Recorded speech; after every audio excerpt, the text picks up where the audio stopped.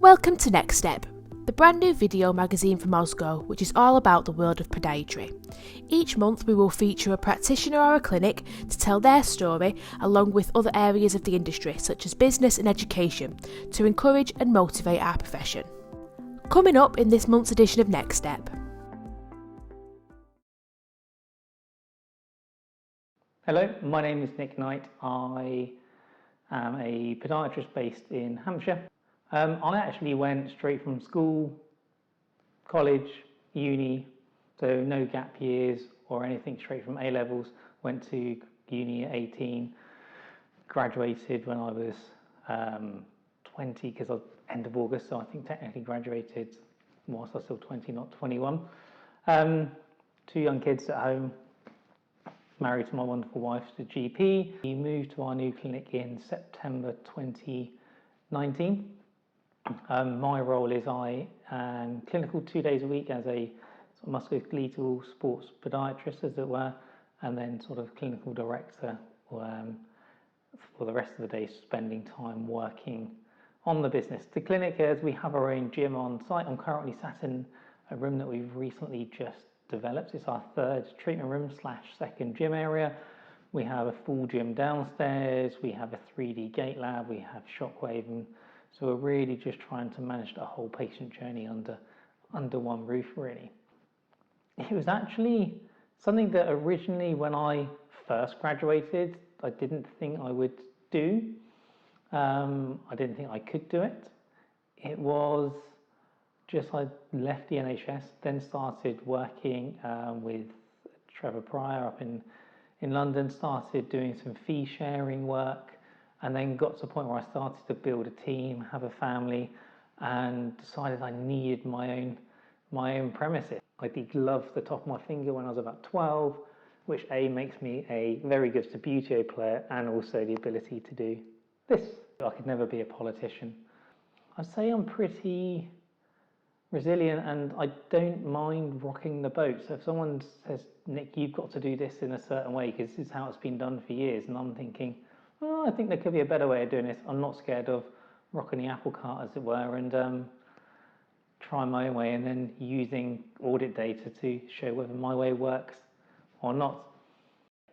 So if you get me in a clinical day, I will tend to start work at the first patient at 8 a.m. or sometimes slightly earlier. Depends if I've got to do nursery drop-off. My days tend to be pretty rammed. It can be a mixture of new patient, rehab, shockwave, case analysis, a strength testing, a bit of everything from a musculoskeletal viewpoint, and maybe the odd nail surgery as well.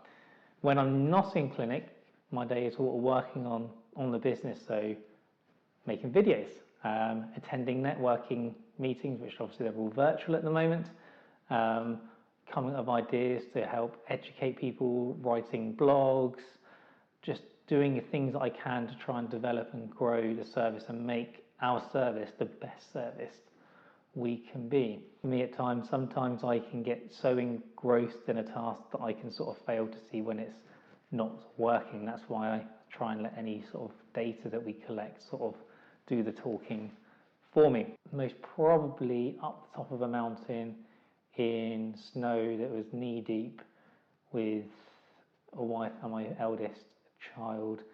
Yeah, that's mostly the most exciting. So that was our first sort of big proper family holiday away in Canada. Oh, tea, no questions asked. I'd say exciting. There's a chap called Chris Nickick, I think that's how I pronounce his surname. He was basically the first person with Down syndrome ever to complete a full Ironman, and I think it's so inspiring just going to watch that story. You can find him on Instagram, just look at his story and how hard, and he just comes up with this phrase of just being 1% better every single day, and I just think that's an amazing term and such an inspiration. It was being selected to work at the London 2012 Paralympic Games. That was quite an achievement. I still don't understand how that happened, and that has sort of led to lots of friendships being built from that. If I could, I'd just make a living out of just playing sport all day. That would be amazing, wouldn't it? When I was a really young child, I wanted to be Robocop. Sandwich. Oh, it's a steak sandwich, sort of a rare bit of sirloin with a bit of caramelised onion, bit of tomato ketchup, nice thick bit of bread. You can leave the butter, none of that stuff. That's going to be your best sandwich ever. Look, it's just best you just don't see me die. It would be, just go and put yourself out there, go and shadow and speak to as many people as you can, because you'll start building those networks, you'll improve your knowledge, and that'll really help you grow as a person and as a podiatrist, I feel. Hard-working, light-hearted, and thoughtful. To go and see the Northern Lights. Yeah, I really want to do that. In the early days, there wasn't one. I didn't have kids. Having children definitely forces you to maintain a work-life balance, because your perspective of what's important like massively shifts. For me, it's now about having the right team around you, so it allows you to get that work-life balance. So we sort of have a motto where we sort of work hard, play hard scenario. Most will be a greyhound. I've got a terrible habit of trying to do things at 1,000 miles an hour and then just taking a rest. Most probably move forward, constantly just keep on moving forward, hence why it is on our logo. Oh, it's most probably the Harry Potter series. I think when I started my career, I'd like to have wished I'd known a bit more about the ins and outs of business. I had this perception that healthcare was separate from everything, but the more business owners and business people I speak to, I realised that actually working in healthcare is no different from a lot of different industries, and I think there's a lot we can learn from that as well. I'm biased because I am a podiatrist, but I think that it could be really bright. We have this broad spectrum of what we can achieve in podiatry, but I just think we've got to get much better at shouting about what we can do and how we can help people, and back that up with audit data to show that we can do what we say we can do. And if we can do that, I think the future is incredibly bright for us.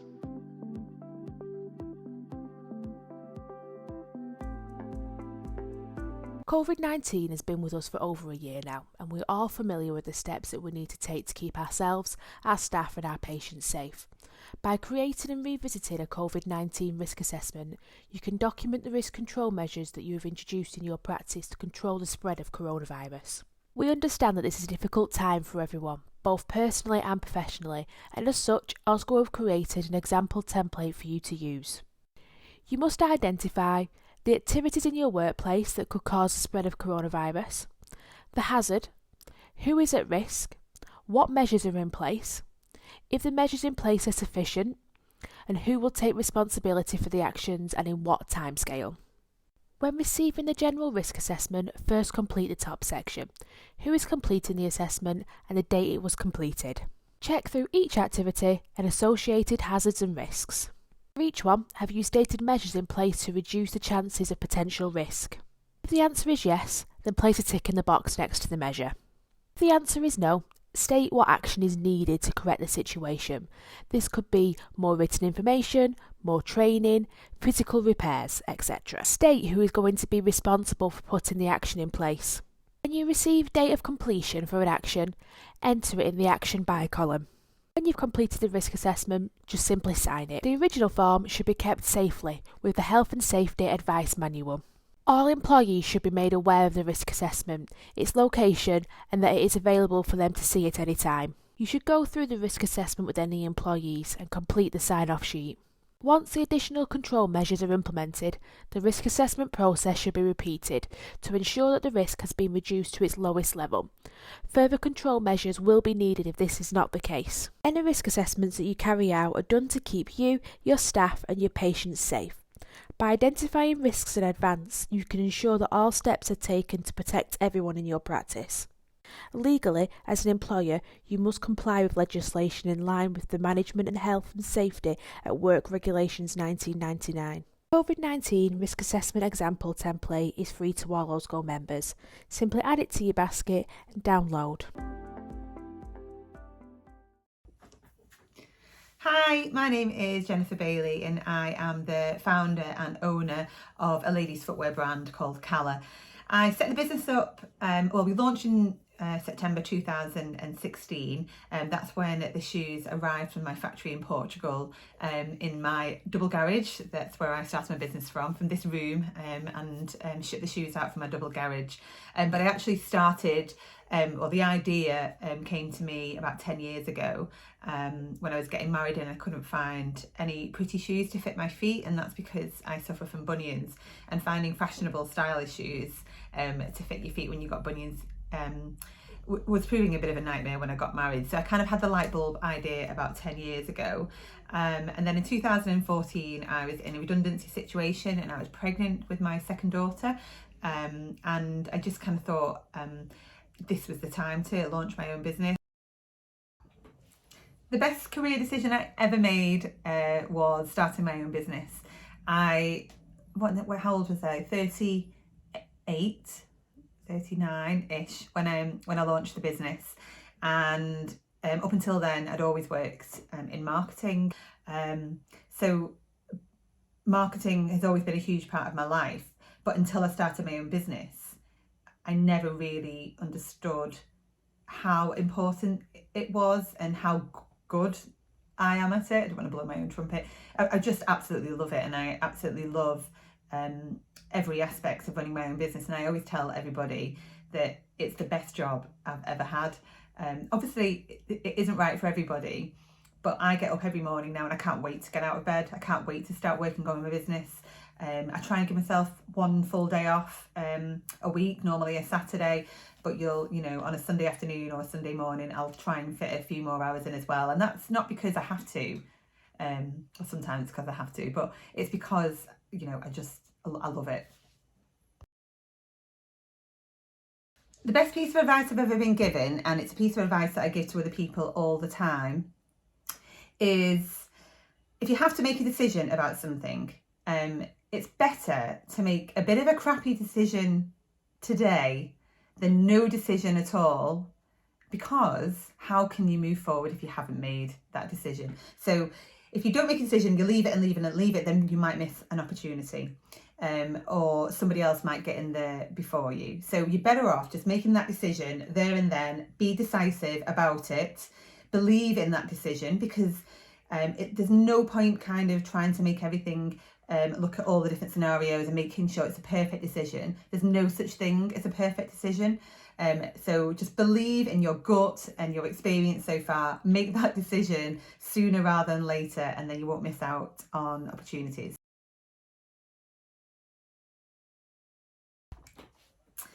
I think the most challenging parts of running Calla are around the cash flow. It is expensive running a shoe business. You've got to think about warehousing, fulfillment, because everything of ours is sold online, so warehousing and fulfillment are a big part of the business. Buying the shoes and having that stock of shoes that people want to buy is hard. I mean, because my background hasn't been in footwear, I've had to learn a lot about this kind of science called merchandising, and that's basically using historical numbers to predict what numbers you're going to need in the future, and that's on size, style, fit, colour. It's quite complicated, and it is a science, and it's quite mathematical. Now, I did physics at A-level, but maths was never something that I absolutely adored doing, and there's a lot of mathematics I think needed to run a business, because you need to understand your numbers around your cash flow and your P&L. Investors really need to know that kind of thing, as well as you need to know that kind of thing to know if you've got a successful business or not.